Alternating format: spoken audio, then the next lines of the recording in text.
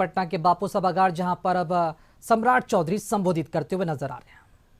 वो भारतीय जनता पार्टी जनसंघ है साथियों, और इसका उदाहरण है साथियों।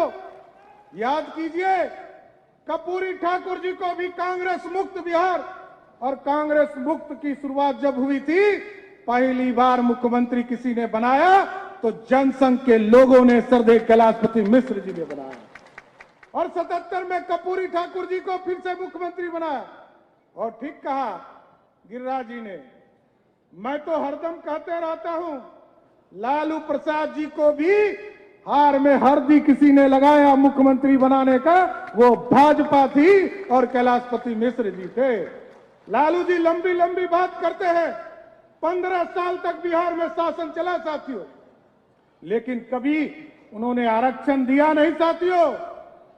रोज बोलते हैं कि मैं जब तक रहूंगा आरक्षण खत्म नहीं हो सकता।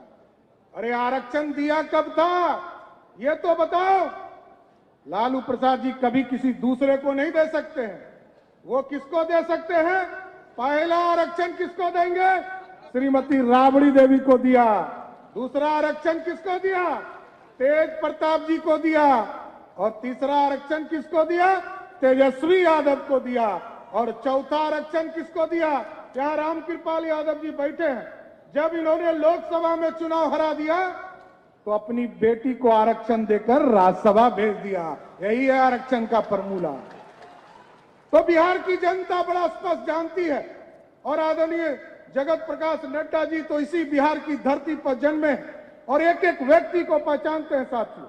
हम जरूर एक ही आग्रह करने के लिए आए हैं आपके बीच में। आज श्रद्धेय कैलाशपति मिश्र जी के जयंती, 100वां जयंती के अवसर पर हम लोगों ने तय किया है कि आगे के दिनों में कैलाशपति मिश्र जी के का जो सम्मान होना था, कोई मूर्ति नहीं लगा था। इसको आगे के दिनों में भारतीय जनता पार्टी संकल्पित है, आदरणीय कैलाशपति मिश्र जी की आदम मूर्ति लगाने का काम हम लोग करेंगे। और साथियों, कैलाशपति मिश्र जी जिन्होंने इस पूरी संरचना को खड़ा किया, पिछड़ों को, अति पिछड़ों को सम्मान दिलाने का काम किया। इसलिए हमारे नेता सभी लोग, हम जब भी किसी जिले में जाते हैं, सब कहते हैं हम जनसंघ काल से हैं, भाजपा काल से हैं। कोई 80 की बात करते हैं, कोई 90 की बात करते हैं, लेकिन राष्ट्रीय अध्यक्ष जी मैं बताता हूं, पूरे बिहार के लोग कहते हैं अब कंधे पर बैठाना हमने बंद कर दिया। भाजपा का एक एक कार्यकर्ता चाहता है कि जिस तरह नरेंद्र मोदी जी देश में बैठे हैं, बिहार में भी भाजपा की सरकार बनाकर एक भाजपा का कार्यकर्ता बिहार की गद्दी पर बैठने का काम करे। इसलिए जिस तरह का माहौल है, लोगों ने जातीय सर्वेक्षण किया, आधा अधूरा सर्वेक्षण लाकर लोगों को गुमराह करने का प्रयास किया। कोई एक जाति बता दो साथियों, जिस साथी को तुष्टीकरण को छोड़कर कोई ऐसा जात नहीं है जिसको नीतीश कुमार ने कम नहीं किया। पूरे बिहार में आप बताओ कौन सी ऐसी जाति है जिसका नीतीश कुमार ने ग्राफ नीचे नहीं करने का काम किया। सिर्फ लालू जी के दबाव में माई समीकरण पर ज्यादा चिंता किया, लेकिन तुष्टीकरण ही एक ही सूत्र था जो नीतीश कुमार करते रहे साथियों। इस तुष्टीकरण को खत्म करना चाहते हैं तो आपको चिंता करनी होगी साथियों। 2024 के चुनाव में नरेंद्र मोदी जी को बिहार की सभी सीटें देकर इनको बता देना है कि आपने जो जातीय समीकरण तोड़ने और जोड़ने का प्रयास किया है, इसके खिलाफ बिहार की जनता है।